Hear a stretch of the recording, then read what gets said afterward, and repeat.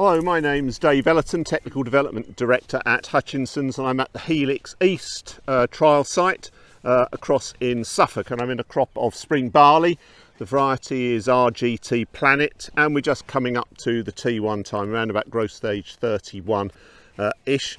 When we're working out what to do as far as disease control is concerned, one of the first things we need to do is look at the disease susceptibility. So what I'm doing is checking in our variety guide here and looking at RGT Planet. It's got a 9 for mildew, a 5 for rust and a 5 for rhynchosporium. And with the heavy rain that we've had recently, I expect the rhynchosporium to really build. The other disease that's affected by the wet weather, which isn't in the ratings here, is net blotch. And looking at the crop, there's some nice symptoms of net blotch here on this particular leaf, and I would expect that to build now we've had the rain, and again once we get to the warmer weather, which is predicted to be coming up over the next few days.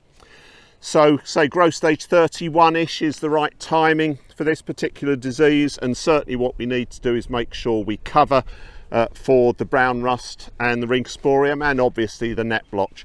So in many cases that spray will need to be built with prothioconazole as a base, but what we could do if rust begins to build, then we need to add in extra products such as tebuconazole to boost that, benzovindiflupyr, which is very strong as far as rusts is concerned.